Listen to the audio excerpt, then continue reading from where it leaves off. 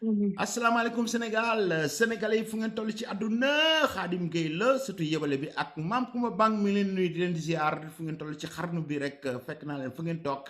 jox la juróom yi jox la sa wàccuwaay ak sa yéeguwaay xoolal bu la ci neex rek tànnal nga jël ko waaw kay tey nag del si waat ni ñu koy defee toujours di leen remercier ci vidéo bi nga xam ne def nañ ko démb wax ci ki nga xam ne si avant tout mooy suñu siste Aïssatou Diop Fall ak soutien bi nga xam si defal nañ ko àdduna yëpp war ko defal parce que jigéen la ju mérité te sama invité tey sax dinaa ko touché foofu dinaa ko laal parce que sœuram la xaritam la di grande sœuram donc Aïssatou ku jara jàppale la te ñun duñ sonn di ko jàppale fekk may ñu ko jàmm incha allah rabbi duñ taay di ko jàppale tey nag sama invité nee naa la fan yi gars yi ñu ngi def ay soutien yu bare ci son excellence le président Macky Sall di ko jàppale soutien yi di jóge fu nekk ci àdduna bi communauté yi ñu ngi taxaw groupe WhatsApp yi partout dans le monde yéen a ngi gis groupe de soutien yi di juddu pour jàppale président Macky Sall parce que background bi mu yor profil bi mu yor buñ xoolee ci Afrique yépp mën naa ne ci àdduna bi sax kenn amul jaar-jaar yi nga xam ne si son excellence le président Macky Sall bi ñuy jàppale ñun ñi depuis 2017 ba léegi waaw kay moo tax mbër la suñ mbër nag bu fekkee ne ñu ngi koy ngemb àdduna yépp ñëw di ko ngemb mënuñu lul koo xam ne jóg ne da koy ngemb rek ñu jox la voix dégg la am na ay star international ay yoo xam ne si mooy kenn ci sama invité tey bii mooy invité kooku def naa ne di ko présenté sax ci Sénégal di ci àdduna def naa ne yàq sa kàddu la waaw kay bu ngeen ko indowine mënu leen ko xalaat waxuma leen ko kooku Françoise Hélène Gaye la tudd waaw kay bu ma nee Françoise Hélène Gaye dafa naa ne turam xam ngeen marque la brand la okay tey jii moo dellu si waat fii ci këram please welcome back again in your house Mrs. Françoise Dit Wheeler Gaye please welcome back Françoise maa ngi lay nuyu di la ziar waaw maa ngi lay fay Khadim di la bégee di la jaajëfal bu baax ci invitation bi maa ngi noonu encore une fois di la renouveler donc sunu respect sunu estime ci combat bu noble bi nga xam ne yaa ngi koy def pour Sénégal depuis des années. maa ngi noonu yow tamit maa ngi lay jaajëfal bu baax am na ay temps maa yow xeex nañ xeex bu nekk ci réseaux sociaux bi mais tout xoolal on s'est retrouvé ci côté bu ne moo tax tuji bi yow dégg nga Françoise lu la ma ne Françoise lu ko neex na ma ko wax may naa ko du bu ko ci tontu sa tontu mu ngi noonu moo tay dëgg la dégg nga Françoise maa yow dañoo yàgg Françoise yàgg na 2017 la woon 2016 2017 ba tey maa ngi yow waaw 2017 la lu ne wax naa la ko lu ne yàq naa la ko lu kame bu nekk yàq na ma ko daw si rek vraiment waaye nag sama plaisir mooy la taxoon ñuy xuloo tey ji maa ngi toog gis nga dama am immense plaisir bi ma déggee tey ngay soutenir le président Macky Sall te jiite woo ko tey avant tey tu as fait beaucoup de choses pour le président de la République comme ni ma ko waxee sama vidéo démb bi gars yi ñu koy dégg ci Assane Diouf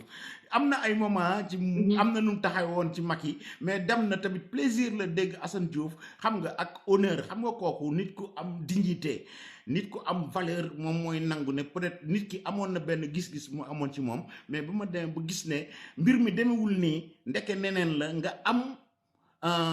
courage ak honneur nga dellu si waat reconnaître li nga xam ne si vraiment nangul ko ma xam ne président Macky Sall loolu yëpp nangul na ko ñi nga xam ne si vraiment am na ay moment peut-être comprendre luñ ko woon wala am na beneen gis-gis ñu dem ba dellusiwaat xam nga loolu dina ko neex ñu moo tax ma ne honneur la vraiment dégg ñu mel ni yéen ngeen di ko ñëw tey di ko soutenir ci li nga xam ne si mooy li ne ci yoonam muy chemin bu bees bi nga xam ne ngi koy parcourir li ko sëñ Mountakha waxoon ne ko boo fi jógee la ngay fa nga jëm mooy dàq fa nga jóge sax donc loolu ñu ngi ci mel ne nañ nekk ci yoon boobu tey ji ma gis sa benn vidéo boo proposé sur Facebook ngay soutenir le président Macky Sall di explique lan moo tax nga di ko soutenir loolu laa bëggoon nag ma ne dama bëgg mu gën a yaatu parce que Françoise tey wax na lu am solo te bu ma sañoon loolu dina gën a leer Françoise la nga def ci vidéo bi ndax mën nga ñu ko nettali fii Sénégal gën koo dégg. waaw Khadim comme ni nga ko waxee rek maak ku mel ni sama frère boobu Assane Diouf dañoo nekk ñoo xam ne dañoo bëgg Sénégal doon ay patriote bëgg lépp loo xam ne njëriñu Sénégal la ba tax ba ñu demee ba xam ni président Macky Sall mi kat dañ ko doon dañ ñoo jaxaseeg moom dañ ñoo wax maanaam man duma ragal di wax ne dañ ma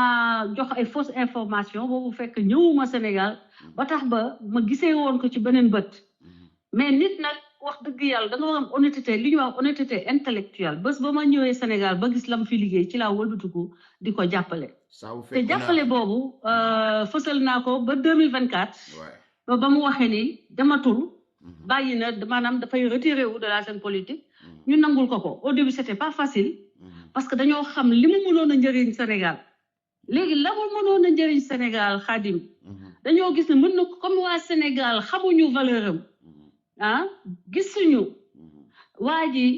maanaam exploit yi mu def pour Sénégal lu rëy li mu liggéeyal Sénégal comme ñoom xamuñu valeur am xëy na àddina bi mën a profito ci xam-xam bii nga xam ne yàlla may nag Macky Sall mu am ko le génie du président Macky Sall a trouvé des solutions aux problèmes les plus complexes problème lu mu complexe boo ko déggee président Macky Sall mu wutal la ci solution boo xam ne day efficace ndax président Macky Sall yàlla da ko may mu am capacité intelligence ba pare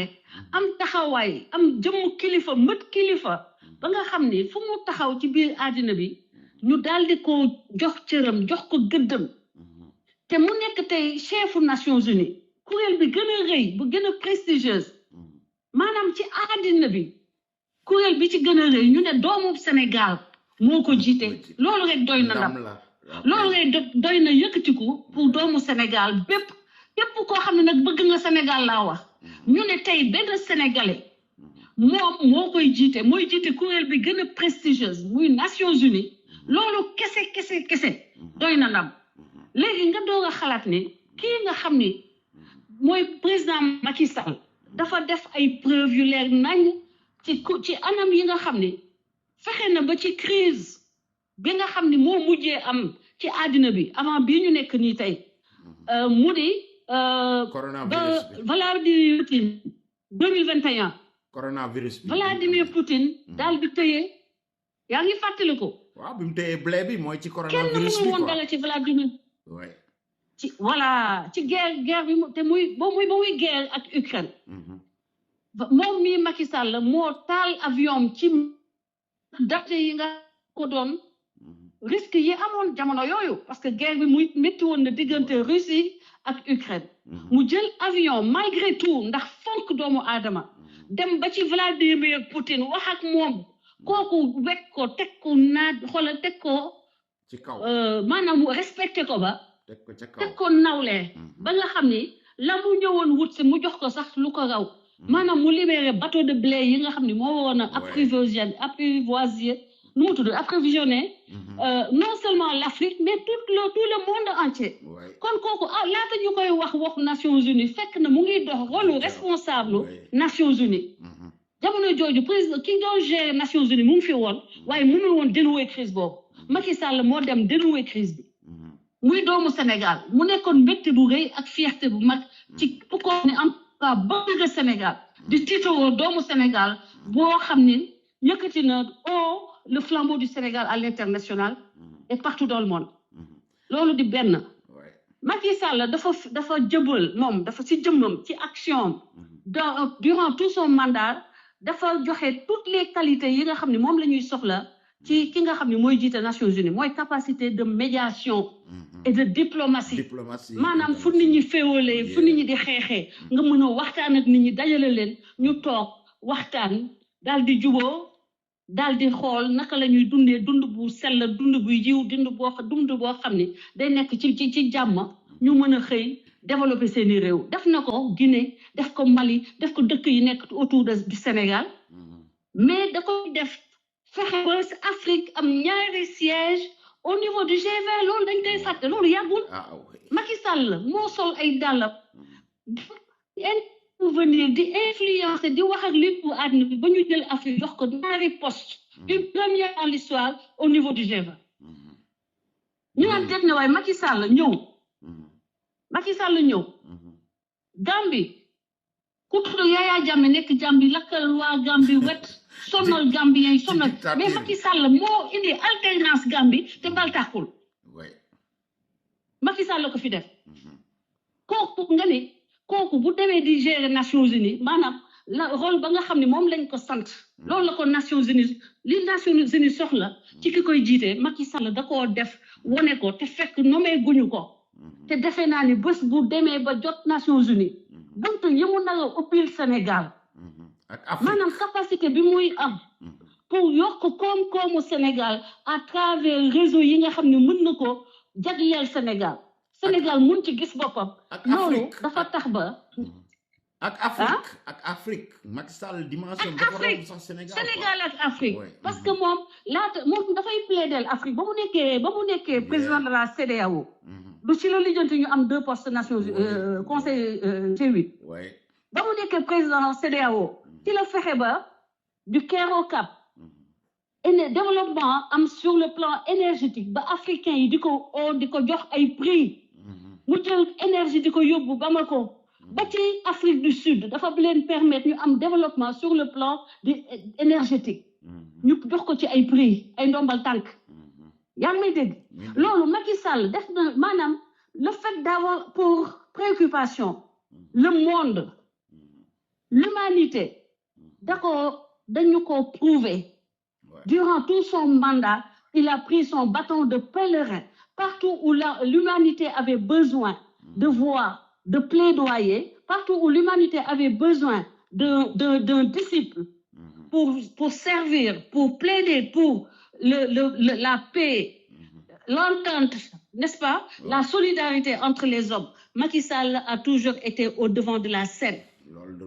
En tant que président du Sénégal, géré le Sénégal pendant 12 ans, Baltakoul Casamance. Il a apaisé le peuple, les frères sénégalais, pendant son mandat, Baltakoul Casamance.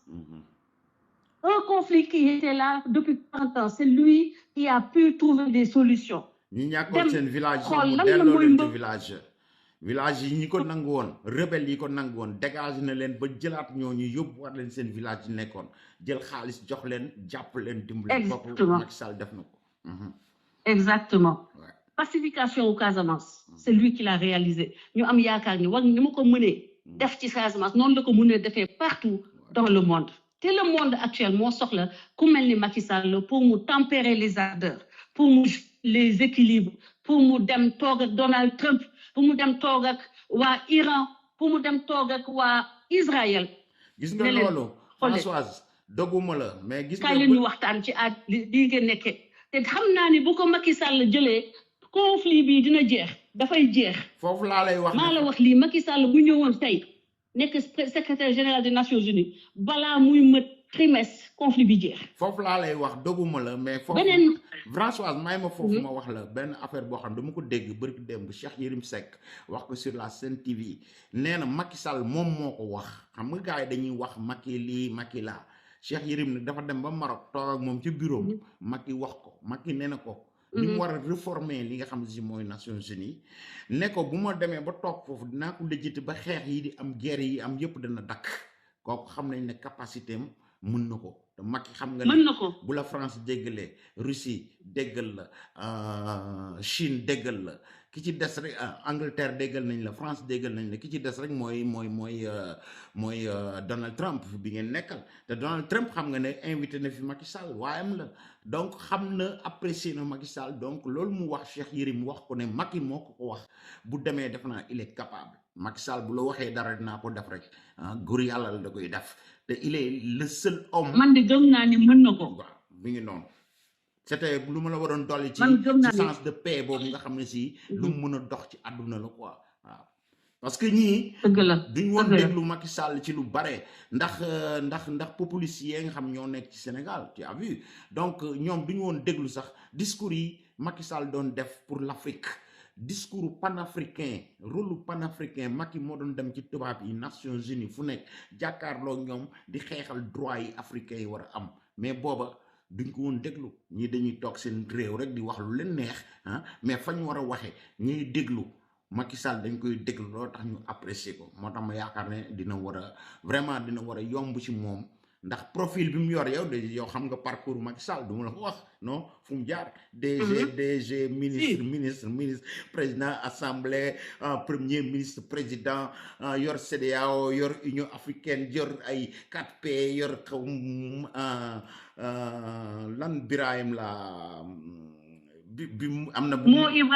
Ibrahim bi mu yor ci affaire bi pour la pollution yëpp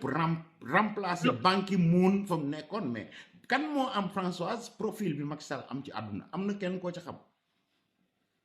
kenn amul kenn ko am profil bu mën a challenge Macky Sall moom kay gàllankoor gi Macky Sall am mooy facteur mooy mbokkam Sénégal la tax ba ñu ñàkk ko tey rek mooy gàllankoor bi te gëm naa ni gàllankoor boobu c'est minime par rapport ak li nga xam ni moom dina ko am comme soutien à travers l'Afrique ak à travers le monde parce que àddina yëpp il s'agit pas du Sénégal heureusement mais loolu du Sénégal yi ñooy fal Françoise loolu pacifien yi du ñoom rek ay fal yow ay Macky Sall dafa rey ay 83 personnes ak 90 personnes Macky Sall kan la rey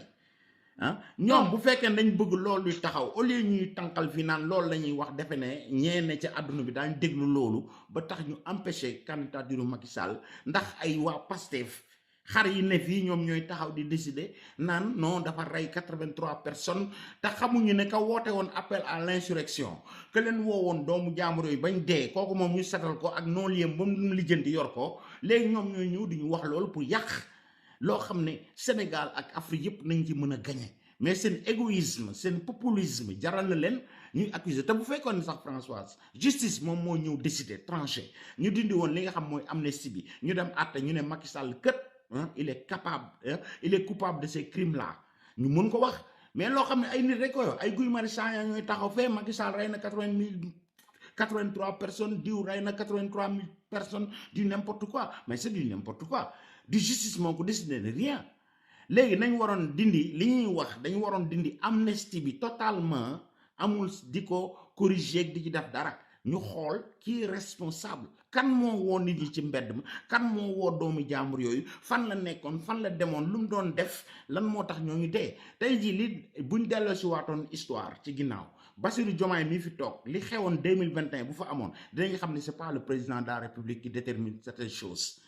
buñ naree taal Sénégal dañuy ñëw ñi gis nga lu raw lañ defoon Macky Sall ba mu fi nekk la ñuy def kooku c'est pas la faute du président Macky Sall dafa yor Sénégal comme ni ko Bassirou Diomaye yore tey moom moo il est censé moom moo war a ñu aar Sénégalais yépp aar liñ am aar peuple bi aar lépp bu ñu jëlee benn waay jóge fee ak mbooloom ñu ñëwoon dañuy taal dëkk bi Bassirou Diomaye mi ñuy defoon du croiser les bras naan day toog di xool bu ko defee sax y'a l'armée am na yeneen structure de l'État yoo xam ñooy ñëw ne lii du fi am donc bu ñu bëggee nañ situer les responsabilités waaw Khadim Gueye faut pas que ñu alimenter sax seen rhétorique boobu faut pas que ñu entrer dans leur jeu mais loolu la ñuy indi Françoise bon noonu lañ bëgg a indee di ko gëmloo nit ñi pour ñu ne Macky Sall xam nga ñoom bu ñuy manipuler sénégalais yi Khadim xam nga ñoom dañoo manipuler sénégalais yi avec succès ñu yaakaar ni au niveau international manipulation yooyu day jàll alors que xamuñ ni ambassade yi nekk Sénégal ku ci nekk chaque jour yaa ngi yónnee bulletin d'information brava ku ci nekk ñoom réew yi ñëpp xam nañu li xew 2021 xam nañu les tenants et les aboutissants voilà que ña ko provoqué ña tax ba lii am la xam nañ ci sax loo xam ni peut-être ñun Sénégalais xamaguñu ko ñoom seeni force seeni service de renseignement foofu laa bëggoon ba tax na gis nga moo tax ma ne la jarul sax seen rhétorique boobu ñun ñu koy alimenter nañu focus ci jaay wone suñu adhésion ci candidat bi nga xam ne mooy suñu ancien président de la République man mooy le seul président que j'ai man muy président Macky Sall ba tey léegi ma ne président Macky Sall daal moo ma woon ni Sénégalais laa que citoyen laa yëg na samay préoccupation am na xolu yërmande am na xolu bàyyi père de la nation par rapport à chaque Sénégalais même Sénégalais bi nga xam ni moo ko xëy di saaga matin midi soir ba mu jàppee ni war na ko mën a dimbale jox na tendre il lui a tendu la main génne ko de prison jox ko possibilité mu defaraat àddinam lu muy def ci àddinam léegi ça n'engage pas le président Macky Sall. Voilà. Ak la muy def ci Sénégal. Ça n'engage pas le président Macky Sall. Maintenant, li intéresse le président Macky Sall, c'est de prouver que l'Afrique peut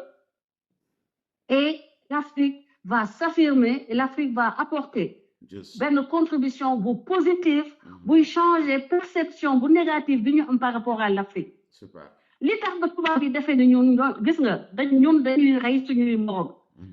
Dañu pour une fois génne suñu xol yooyu.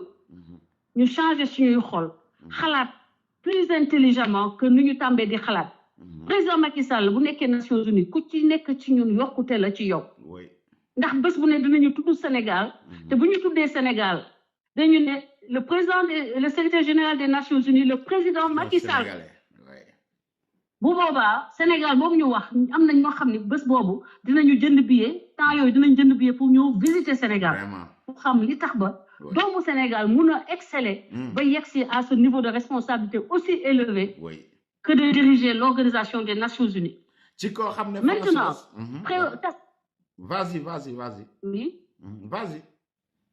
Li nga xam ni moom la ñu soxla ci moom mooy diplomatie, médiation, sécurité internationale. Gis nañu ni mu sécuriser suñuy frontières. Ba mu fi nekkee. Jox na policiers yi moyens yi mutation yi créé na ay mutation au sein des armées jox leen moyens yi jox suñu force de défense et de sécurité des moyens d'être opérationnels ci Macky Sall la ñu commencé gis ñu patrouille foo tourner gis ay policiers yu équipé wu de manière aux normes internationales taxaw am capacité de préserver la sécurité des personnes et des biens malgré toutes les difficultés qu'on leur a mis sur leur chemin avec les événements de 2021. Lolo fi xew bu do won Macky Sall le Sénégal serait en sang et à feu. Capacité Macky Sall à gérer les crises, une crise aussi grave démontre que war na mën a gérer sécurité internationale parce que dëkkam ay lu ne def nañ ko ci dëkkam pour que dëkkam tàkk. Il a eu la pondérance am na dal bi am mën bi am tey bi am humilité bi ba fexe ba Sénégal taxul na ko nit ñi bëggee woon. Moo ngi noonu donc def na mission. représentation. waaw àggale def na mission parce que préserver na joxe na leen réew boo xam ni xoolal kenn fawu fi par centaine ndax xam naa ni bu doon dëkk tubaab yi sax bu ay xale taxawee yow ay cocktail molotov policiers yi duñu hésité bu wàcc leen dëkk ba ma jógee muy Amérique dëkku Donald Trump ku fa yow cocktail molotov dootoo ko waxati dootoo ko defati léegi nga xool beneen bi nga xam ni ma ne ko autre que 83 donc c'est pour dire il maanaam bu doon day def examen il coche toutes les cases vert cases yëpp day vert diplomatie médiation prouvé na ko sécurité prouvé na ko administration c'est quelqu'un qui a plus de 40 ans d'administration parce qu'il a servi partout. Il a servi avant d'arriver dans les méandres avant d'arriver au palais. Le président Macky Sall a fait tous les échelons de l'administration sénégalaise. Après ça, il a été à la tête de la CEDEAO, l'Organisation des Nations de l'Unité africaine. Yooyu yëpp mu teg fa tànkam. Teg fa leadership am. ñëpp respecté ko muy doog ñëw di laaj Nations Unies amul ku def parcours Macky Sall. J'ai vu les autres candidats wax dëgg yàlla. lenn de la ñu ëppale Macky Sall. xanaa ay compatriotes yu conscient yu bëgg seen réew. ba nga xam ni dañoo war a jël ko candidature boobu balaa keneen di ko endossé ñoom ñoo ko waroon a endossé par amour pour le Sénégal. Ne serait-ce pour vendre le Sénégal. Parce que à la Koli Ali ñii nga xam ne ñooy choisir. seen discours ay 80 morts ak ay machins yi ñoo la gën a xam les tenants et les aboutissants et ça ne doit pas les distraire. dafa passé vrai ñooy wax loolu Françoise foofu laa la bëgg a laaj. tey jii ne koo mënul Khadim Macky def naa dañuy wax ni ko mënut a tere tukki Ouais. ne ko bon voyage jeex na loolu laa la bëggoon laaj dinañ ci foofu. ñaaw te du tere Macky Sall ñu fal ko Mu- dinañ ci ñaaw malheureusement te Macky Sall dinañ ko fal loolu rek ma ne incha allah ci Ma- la ñuy dox ci la ñuy yëngu bu soobee yàlla fu ñu mënee wax dinañu wax et je pense que ñi ñuy wax ak ñi ñu wax sax Mhm. wax dëgg yàlla ñay décider Incha ñoom seen bopp xam nañu bu baax que Macky Sall amul foofu ci candidat yi ku tolloog moom ku am pédigré wu Macky Sall amul moo ngi noonu. ci li ma yaakaar man en tout cas. amul li ma la bëgg a laaj tey jii boo doon conseiller ki nga xam mooy son excellence le président de la république Bassirou Diomaye Faye ah ak li nga xam ne si peut-être moom am na problème mu bloc wu xam nga Pastef nan lay fonctionner mooy les moutons là ñoom ñooy ñëw di conditionner le président dañuy ragal def yenn sorties yi pour que ñoom ñu bañ a dal ci kawam tey boo ko doon conseiller tey ci candidature Macky Sall bi nga xam ne jusqu'à présent moom génn gu ci officiellement wax ne soutenir na ko te waroon ko jàppale parce que Sénégal rek déjà gàcce la ah Burundi la ñuy wax mais Burundi ki ko yor moom mooy jiite Union africaine donc actuellement loolu tax pays africain yëpp bi ñu dajeloo ñoom ñu délégué ko pour moom mu jël candidature parce que Sénégal def ko woon loolu rek déjà gàcce la léegi yow Diomaye ba léegi mi ngi ne pat tey boo ko doon conseiller tey loo koy wax parce que moom c'est le président de la République Ousmane Sonko mii lu mu dugg mën a ci génn bu subaa yoonam nekku ci lay wax mais Diomaye mi nga xam moo tàlloon loxo mu juré tey jii bu ëllëgee buy am ndimbal bu Nations Unies ak lépp du Sonko mooy wax ak Macky Sall de Diomaye mii moo war a wax ak Macky Sall boo ko doon conseillé tey loo koy wax président. Khadim man de ci sama culture man doomu séeréer la te man. muy séeréer kenn du ma gën a gore. séeréer la de moom it. Diomaye man daan ko jàpp comme sama rakk bu góor. man conseil bi ma ko mën a jox. mooy vertu yiñ ko yore. qualité yiñ ko yore li nga xam ni moom la dëggantaan. mu bañ koo ragal a wone. mooy na gore. parce que Macky Sall dafa am fu mu leen fekk ñoom ñaar. mu génne leen fa. bu dul woon capacité résilience Macky Sall tey bu dul woon générosité Macky Sall ak le fait qu'il ait agi avec eux en bon père de famille ils seraient pas aujourd'hui là où ils sont. C'est vrai. Parce que Macky Sall moo tax tey ñoom ñu nekk président parce que moo leen génnee moo leen am moo créé moom moo def loi amnistie jàppale leen en plus fexe ba ñoom jàppale leen ba ñu mën a nekk tey fii ñu toll tey léegi bu ñu bëggee ñoom c'est les réseaux sociaux ñoo leen di dicter ni ñu gérer le Sénégal def nañ ko pendant 2 ans ils voient les résultats. Ça suffit. Les arbres autour de l'aéroport arbre yi nga xam président Macky Sall jiw na ko jiw nañ ko autour de l'aéroport ils sont même pas capables de les maintenir en vie. man loolu laa gis parce que maa ngi gis cocotier yaa ngi dee jardin yi Macky Sall planté ils n'ont pas été capables de les maintenir. donc c'est pour dire que du seen réellement seen compétence tey le Sénégalais yi di lam-lam du seen compétence donc nañu au moins illustré wu par une bonté qui dépasse li fi Macky Sall démontré ci baax ak ci yaatu ak ci yëwén ak ci yërmande parce que tey jii Diomaye kenn waru ko woon sax ñaax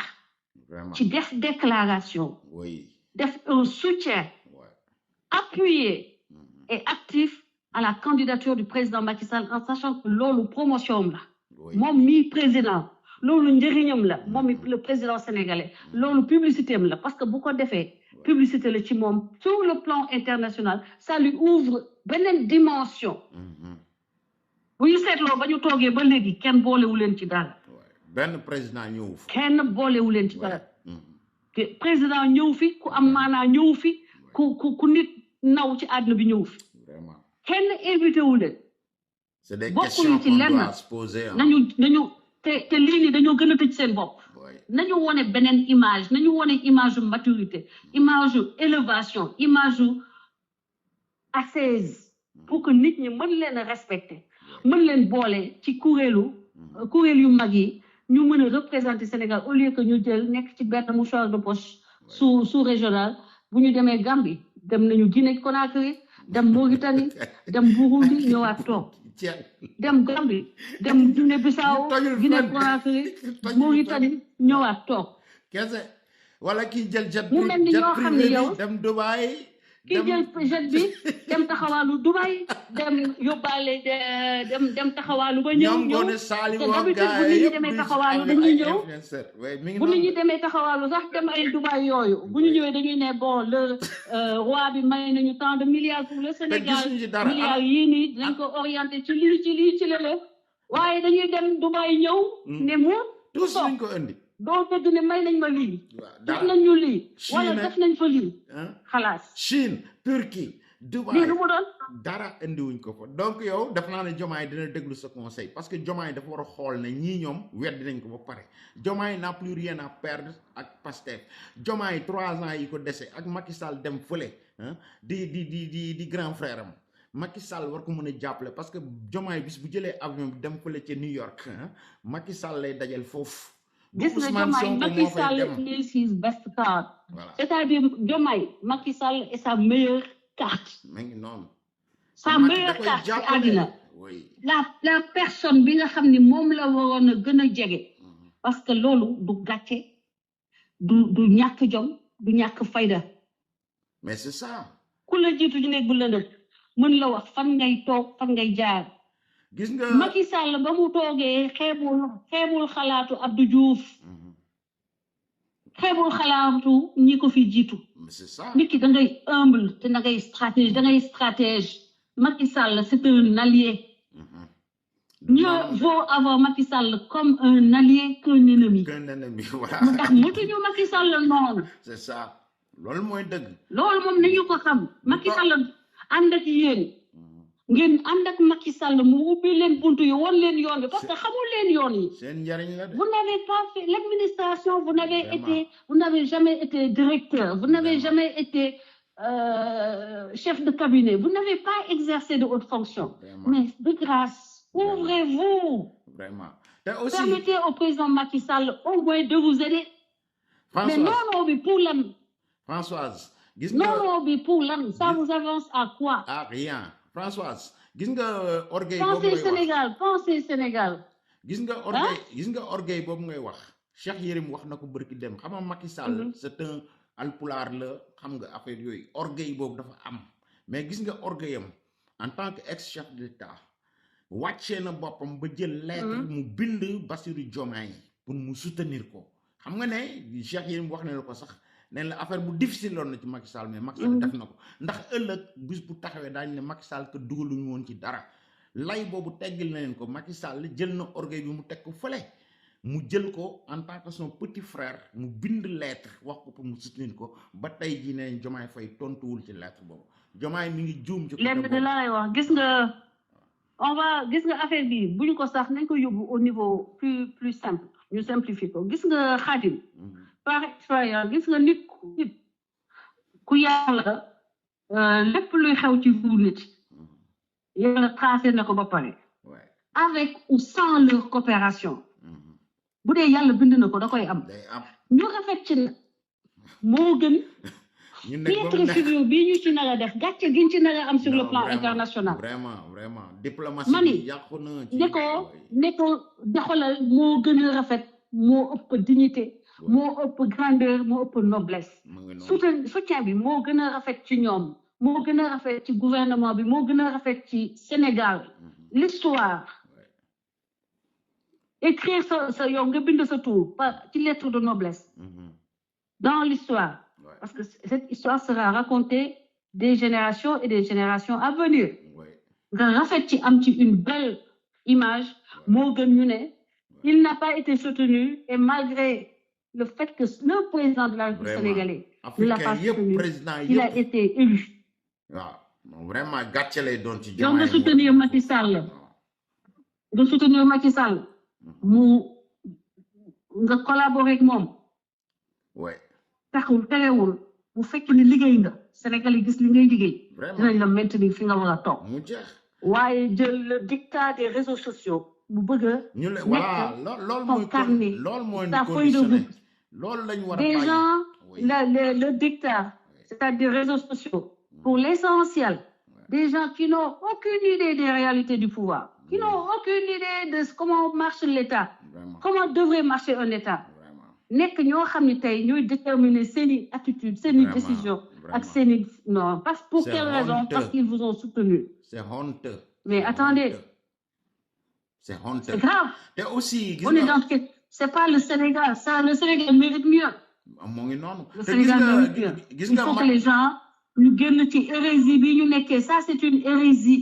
Nañ ci génn te jublu ci le Sénégal d'avant, ñu jëm a nekk à la hauteur du Sénégal que l'on connaît, un Sénégal fait de compétences, de dignité, de noblesse et d'hommes d'État qui incarnent l'excellence sénégalaise, qui incarne la tradition du dialogue sénégalais, la tradition de l'identité remarquable sénégalaise à travers l'Afrique et le monde. On est en train de tout perdre parce que bu ñu demee tey ba Guinée raw ñu. Ngeen war a xoolaat seen bopp ngeen changer votre fusil d'épaule. Gambie bi Bara Ndiaye doon wax sax mi ñuy raw ne ko Gambie sax mi ñuy bëgg a raw laa la wax bi Macky Sall leen doon jox xaalis ñuy fay salaire yi laa la wax. Macky Sall leen doon dimbali ñuy fay seen i salaire. Loolu Macky doon na ko def tey jii dem nañ ba Gambie mi ñuy bëgg a raw mais Françoise yow dem nga Diamniadio est-ce que dem nga Diamniadio? Non maa ngi romb Diamniadio mais dugguma biir Diamniadio depuis ba fi Macky Sall gëjee. Voilà dama am lu ma bëgg a laaj ko gis nga boo demee Diamniadio boobu Macky Sall tabax na fa la maison des Nations Unies pare na. Ce sera mooy këram. yow imaginez Macky Sall ñu secrétaire général des Nations Unies wàcc Bassirou Diomaye mi par force day dem recevoir ko xoolal staff américain bi war a ñëw encadrer le président mu wàcc Diomaye war a ñëw moo tax Diomaye na yow te bàyyi waa c'est un honneur pour Diomaye qui rentre dans l'histoire. C'est ça. Ça fera entrer Diomaye dans l'histoire du monde. Oh my God. Mais pourquoi les gens ne peuvent pas voir plus loin de leur nez? Loolu Macky Sall tabax na sa maison là-bas avant de laisser le Sénégal tabax na foofu siège am bureau am dana nekk foofu Macky Sall wàcc staff bi koy topp yëpp ce seront des Américains ñu ñëw taxaw Diomaye war a ñëw par force jël ko foofu di gàlle mu war a dem inaugurer bureau bi foofu. Mais est-ce que Diomaye mi ngi xalaat loolu est-ce que ces moutons de Pastef là visibilité bi muy jox Sénégal visibilité bi muy jox Diomaye visibilité bi muy jox Afrique respect bi ñuy redorer le blason de l'Afrique. Nous on n'est pas considérés parce que souvent si jëf yu mel ni lañ mooy tax yeneen askan yeneen peuple yi di ñu xeeb. Tu as une occasion avec ton ancien président de réécrire l'histoire. Mais est-ce que xam nga Françoise tout entière. Est-ce que xam nga Françoise actuellement? Et tu dis que ça non tu vas pas participer, tu ne peux pas parce que quoi? Tu as la contrainte des réseaux sociaux. Tu as la contrainte des personnes qui racontent qui parlent de tout et n'importe quoi, des personnes qui ne devraient même pas avoir droit à la parole. Et c'est ça qui t'oblige aujourd'hui à avoir les pieds froids quoi. Oui. Avoir les pieds glacés. Tu ne peux pas avancer parce que tu veux pas contester. Mais on t'a déjà tellement insulté que bon gisutuma lan nga war a bañati ci saaga. Mais c'est ça. Lan nga ci bañati. Diomaye mënatul fexe ba waa Pastef dem di ko votel c'est impossible. Da ngay fula donc yow loo dina rien à perdre. Sérieux, il faut te déterminer. Sax la war a dégager. Diomaye doit se déterminer et se libérer. Oui. En âme et conscience. Ñun dañoo sonn ci vraiment layam bi quoi. Mi ngi noonu layam bi mi ngi bëgg guddan te Diomaye va payer les pots cassés à la fin c'est ça. te yow Sénégal actuellement. candidature yi am Sénégal ñu ngi c'est lui le président, c'est lui qui perd. waaw si liggéey boo demee xam nga ni Sénégal ñu ngi télé Sénégal mais li yëpp dafay arranger Sonko bu fi nekkoon def ko de. Est-ce que xam nga ni Sonko bu nekkoon mooy président dina soutenir Macky Sall xam nga loolu. Sonko taxaw ne fii ni du mës a wax ak Macky Sall Sonko dem fee naan leen Macky Sall bu baax la. Sonko bu nekkoon président soutenir na Macky Sall neneen lay doxalee Diomaye lii moom lii ni mais lii. Diomaye di koy séeréer toutes ces erreurs profitent à Sonko. Françoise. Diomaye, toutes ces erreurs profitent au candidat Ousmane Sonko. Ji nga séeréer bi nga doon orgueil séeréer boobu. Et il en fait à la fin. Non. Diomaye day xool orgueil séeréer bi nga wax sànq. Diomaye man maa ngi wax démb rek ci diggu lël bi gis nga fan yi ñu ngi koy caricaturer ci affaire u ndënd bu na nga xool vidéo bi ma def démb man dama dugg néegu góor dama dugg lël ñu initier ma comme ni ñu initier Diomaye moo tax ma expliquer discours bi Diomaye def keroog ma décortiquer ko. parce que Diomaye da doon communiquer te li mu doon wax xamuñ ci dara ñi dañ ko jëlee affaire de njulli xam président nga da ñàkk fayda Khadim may ma seconde Khadim may ma seconde ah après nga développer foofu dama la bëgg lool mu leeral ci vidéo bi leeral naa ko ku gisul woon na nga dem nga xool ko lan mooy nan lañ initier Diomaye lu tax patience bi mu am ak yëpp lu tax mu mun a muñ nii ba leen laaj ngeen ànd ngeen muñ la ko man dama leen ko décortiquer Diomaye loolu tax mu indi ne en 93 bi mu nekkee ci néegu góor bu mu fa duggee foofu lañ ko initier teg ko loolu man nii dama caa jaar moo tax ma expliquer leen dafay xew xam nga xale yi tey ñu ngi leen di xarafale ci yow ci hôpitaux yi ak yooyu xale musuñu yi dugg dañoo néegu góor jaawale voilà Khadim si tu permets man sama papa dafa doon xarafal oui julli jooy na fi fajar ba tàyyi suñu kër gi moo ci Thiès moo leen laajee Michel Gueye moo leen xarafal mais dama la bëgg a wax ne y a une différence entre circoncision ak néegu góor voilà c'est ce que j'ai la case de expliqué l'homme voilà xam nga man dama bàyyi wax ci réseau yi dama bàyyi communication dama wàññi parce que en fait je me dis amul lu may wax tey te waxuma ko woon mais nit ñi il damay faut toog ñu léegi leen di dégg nit ñi di expliquer répété yi ma Françoise waxoon il faut ñu leen di expliquer parce que lii dama lay circoncision ak expliquer néegu góor ça je fait vais deux t'expliquer man dama Diomaye dugg néegu góor moo ba tax muy mënut wax waaw Diomaye son discours kaay ma wax la ouais. ndeysaan damay gis waa Pastef ñi sol ay di def ay dof yi affaire sol yu ay ma ne njëriñ julli yooyu voilà di pourquoi saboter Sonko ne président parle yi mieux voilà le fardeau voilà l'épine dans le pied Ousmane Sonko une meute de personnes qui le suivent et qui n'ont rien aucune compris matière grise ay dof d'hormones en fonction connectées d'hormones connectées en fonction il y en a pas c'est-à-dire wax bi damay wax c'est un message codé dirigé à une personne boo xam ne il n'a pas fait la case de l'homme billahi xaw ma du ma tudd kenn nag nii laa ko expliqué Diomaye dafa doon wax codifié yëpp foofu man dama lay wax man dama xam man ba may def nekk ci combat bi ban information bu ne lañ ma indil Diomaye son message s'adressait particulièrement oui à une personne qui n'a pas fait la case de l'homme bu fa duggoon du mel nii mu mel Diomaye man wax était naa ko. en train de dire oui Diomaye était en train de dire moom à cette personne-là que moom ñàkkul fayda yaa foosul mais li mu am capacité de souffrir en silence am capacité de supporter beaucoup oui am patience capacité bi considérer dans ses actions les autres considérer les intérêts des autres prendre en compte l'intérêt général il l'a acquise en 1993 avec sa classe Tu as d'âge tout parce que compris. dafa dugg dans la case de l'homme Tu ñu as- inculquer ko les valeurs sociales sociétales nécessaires à une société qui est épanouie et qui respecte la place de chacun dans cette société-là. jigéen nga mais tu as tout compris Donc ce message codé, tu as malheureusement, tout compris non, yow tamit. Yow, man mi fa xoolal dugg ce message codé, man dama comprendre message codé boobu celui man à dama fa qui il dugg était man destiné l'a compris, oui mais ñi nga xam ne ñoo xam dof yi ci dëkk bi,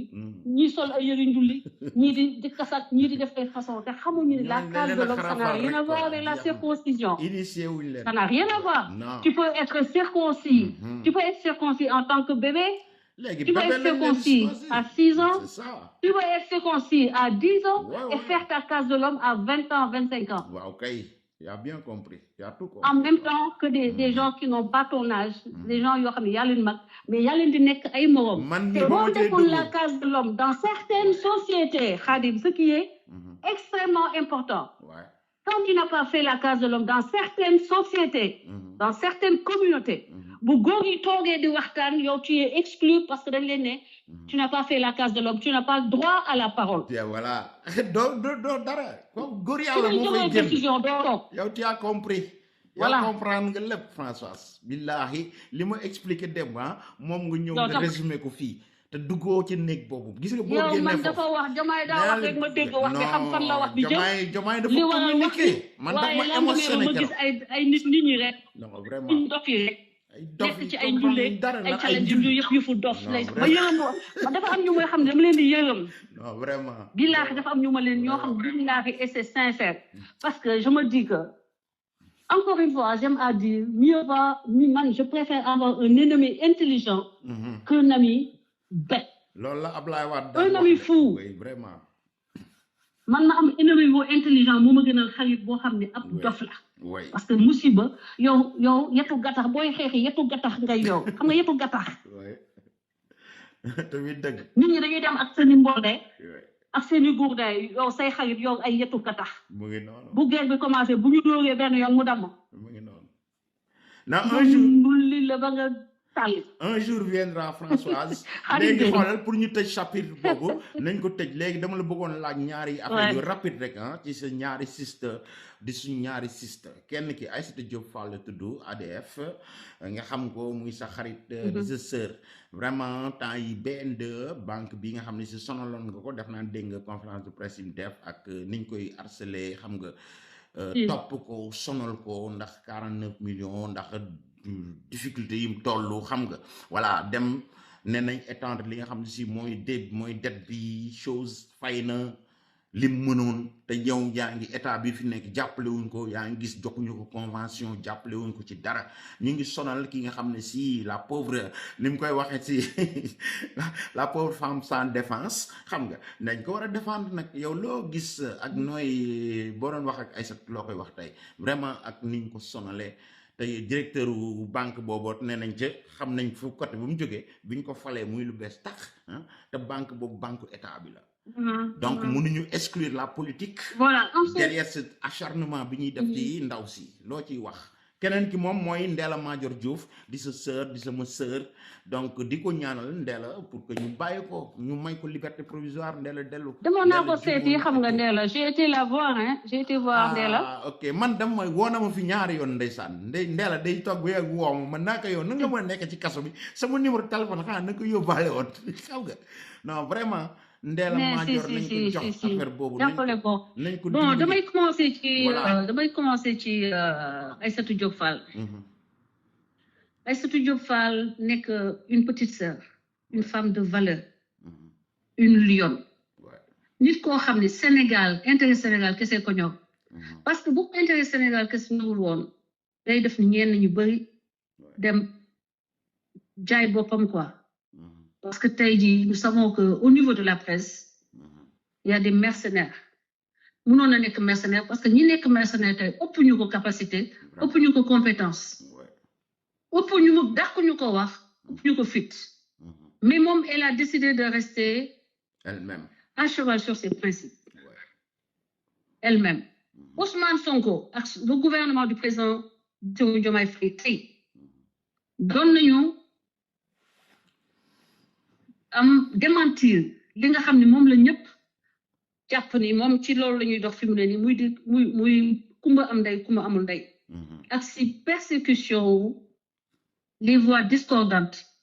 toutes les personnes qui ne sont pas avec eux et qui doivent impérativement aujourd'hui se taire ñoom ñuy def tout pour que ñëpp que toutes les voix des voix qui ne sont pas de leur côté soient éliminés. Aïssatou Diop Fall, en tant qu'entrepreneur, a une relation commerciale avec la banque. Wax na leen difficulté yi mu am. Je pense que la banque peut renégocier xool cas particulier bii nga xam ne mooy condition économique yi ñu nekk actuellement avec depuis le changement de régime ñu gis ni que dëkk bi dafa xaw a nekk dans une situation de marasme économique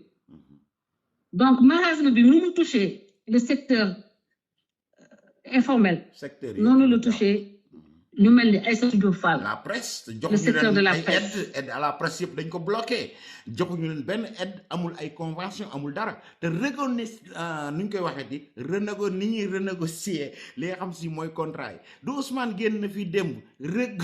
négocier contrat pétrole bi comme mënuloo dem nga négocier tamit contrat boo amoon ak banque bi wala ci Ousmane Sonko rek la valable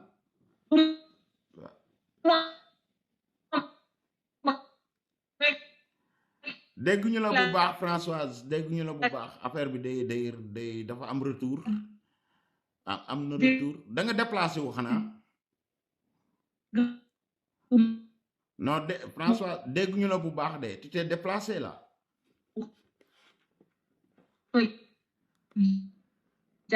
baaxul de Françoise da nga déplacé wu xanaa ba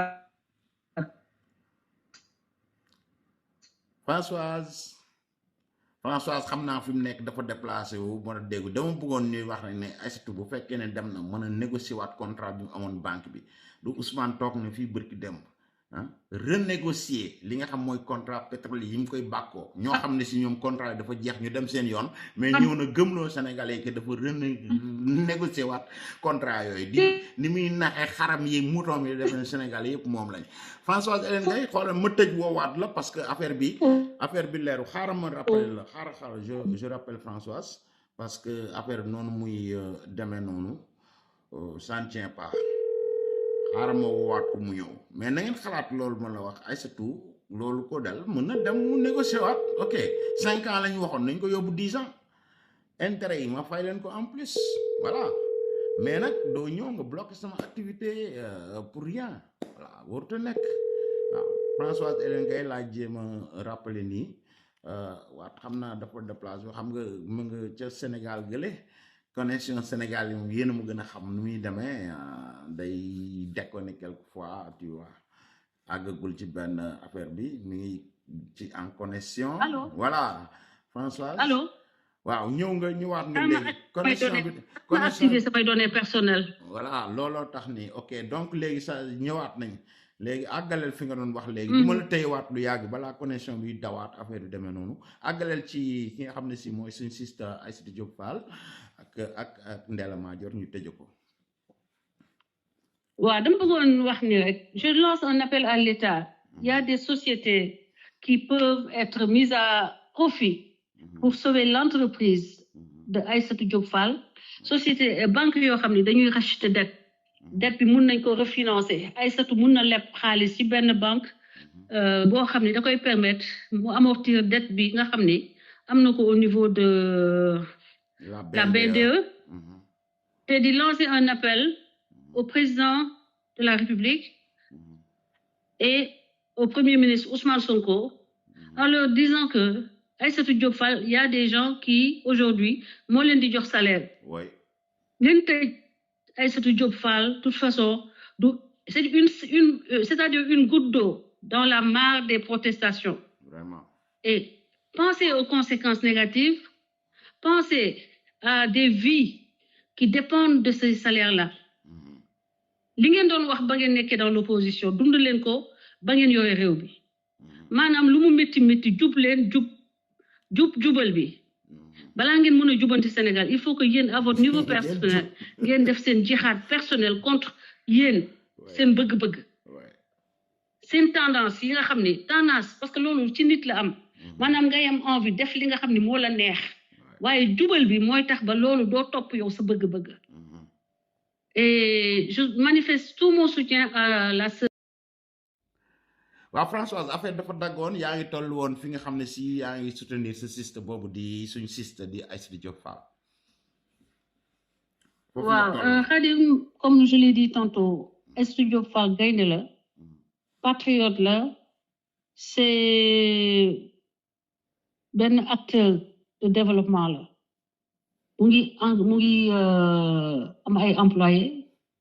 grâce à elle mu am ay pères de famille ay mères de famille ñu am source de revenu mën a yor seen njaboot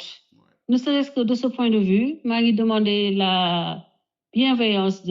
du président de la République parce que ñoom ñëpp ak du premier ministre Ousmane Sonko ñoom ñëpp am nañu des moyens am nañu ay ressorts pour mën a prouver que malgré le fait que comme on dit elle dit des choses qui ne les arrangent pas au nom de la démocratie bi ñu yàgg et de la liberté d'expression bi ñu yàgg wax moom la ñuy xeexal Sénégal war nañoo fexe pour permettre à ce que Aïssatou Diop Fall continue mission d'informer juste et de dire son opinion même si cette opinion-là n'est pas une opinion qui les agrée ou qui les arrange. Comme le disait l'autre, je ne suis pas d'accord avec ce que tu dis, mais je me battrai pour que tu aies les moyens de le dire. Et que tu continues de le dire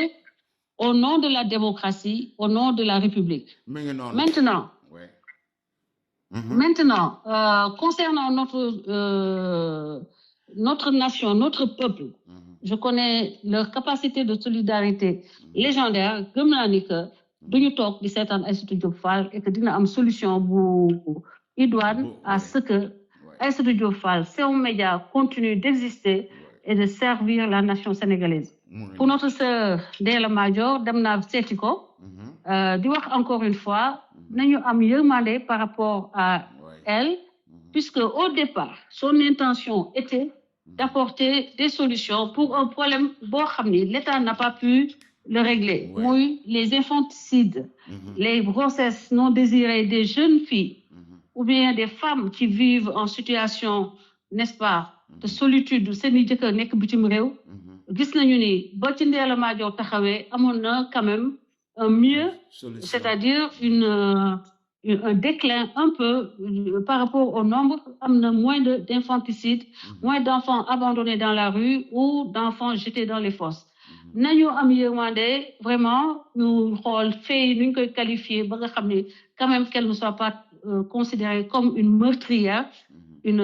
c'est-à-dire quelqu'un qui a donné la mort comme si elle avait donné la mort avec l'intention de la donner. Je pense que il y a eu quelque part des fautes graves, mais vraiment, j'en appelle juste à la clémence du juge et de ceux qui ont son dossier pour que quand même nous reclassifier fait. Ndella Madior n'est pas une criminelle. Je pense qu'elle a fait des erreurs qui ont valu aujourd'hui d'être dans cette situation-là. ñu koy ñaanal nag yàlla dimbali ko mu génn foofu et que vraiment mu continuer quand même la mission qu'elle avait d'aider les femmes en détresse. J'espère que bien dana ci jàng lu bari. Françoise maa ngi lay sant di la gërëm di la remercier di la jox rendez-vous. Merci beaucoup. Merci mon frère. Tu seras toujours la bienvenue. Content naa toog ci invitation bi et puis di la encourager encore une fois di la manifester tout notre respect, notre estime par rapport au combat patriote que tu mènes depuis 2017. Merci. Vraiment, bon, la xamé ba légui bëss du am té taxawalo Sénégal. Oui, donc yow tamit def nga ci Merci beaucoup. Donc maa ngi lay sant vraiment di la gërëm di kontaan ci sa retour fii daañ déggante waat ci lépp loo xam ne xew na Sénégal ak évolution bi dañ ñaanal son excellence ni nga ko waxee ñun ñëpp ñu ko wax mu dem fële ñu mën a toogaat fi di ko commenter noonu waxoon nañ ko kët ñuy xalaat nag Macky Sall lan la fa war a def ak nan la war a gérer li nga xam ne si mooy Nations Unies bële donc maa ngi lay sant vraiment di la gërëm di la jox rendez-vous prochainement waaw. Merci beaucoup Françoise. jërëjëf. moo ngi noonu ko Françoise waxee dégg ngeen ko yéen ñëpp voilà moom dafa am kàddu ci réew mi lépp lu fay xew kilifa la boo xam ne war nañ ci dégg xalaatam xelam ak xalaatam comme ni mu koy defee d'habitude nee naa la ñun amuñu ay noonu voilà ñun da kenn ku ci nekk dafa am looy xeex ñii léeg-léeg dañ comprendre fii yow nga comprendre lee mais buñ demee ba xalaat yi ñu converger wu ñun ñëpp ñu daje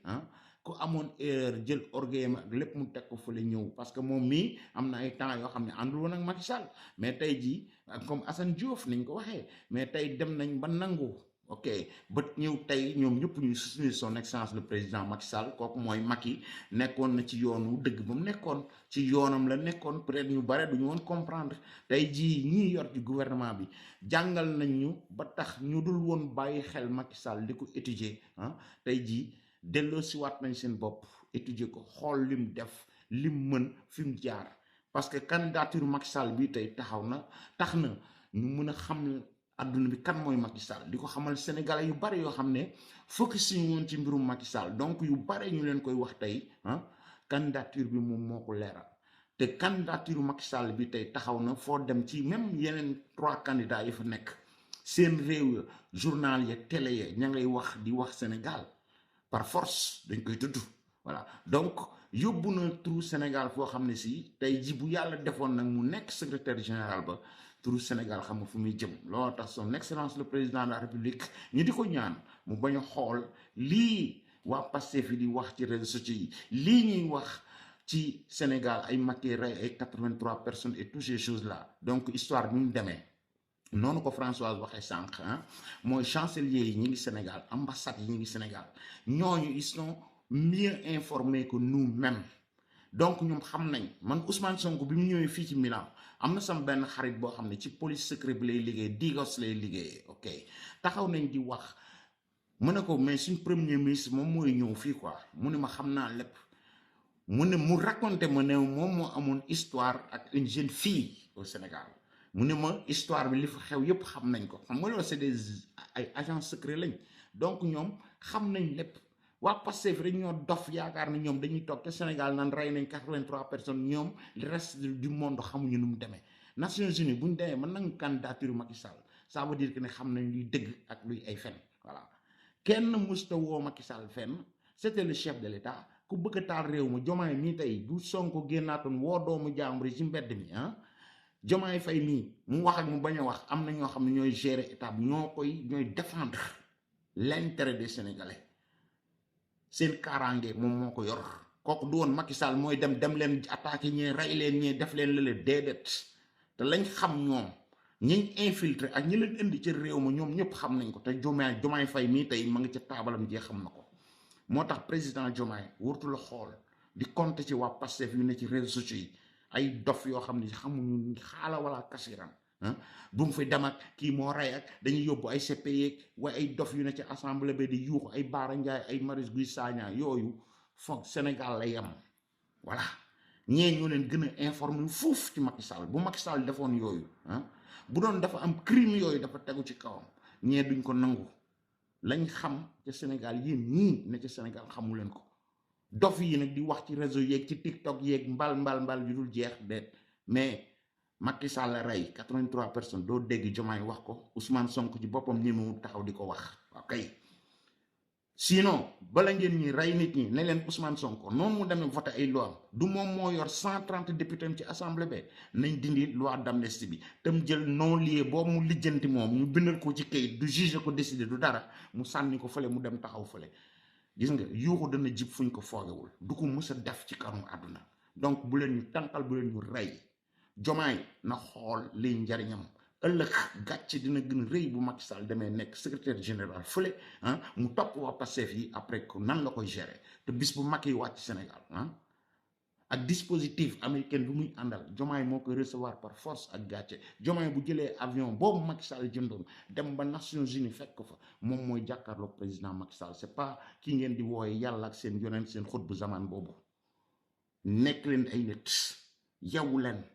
Ousmane Sonko ne leen ko bu dee gëm na loolu bu dee bëgg na rendre justice noonu nga ko yuuxoo seen martyr ñoo ngeen soi-disant martyr ba seen imam bi génn bërkin wut beneen liste martyr te doomi Ousmane Sonko ay doomam moom ya nga ca Europe gii di jàng ak ay Canada ne leen nañ jël liste imam Dramé boobu na ci bind doomam doomi Ousmane Sonko doomi El Malick doomi Marius Guy Sagna ak seen rakkaay boobu yépp ñu teg ko ca bu boobaa nañu woo seeni doom ñu ne ca gannaaw ñoom topp ko parce que la deewoon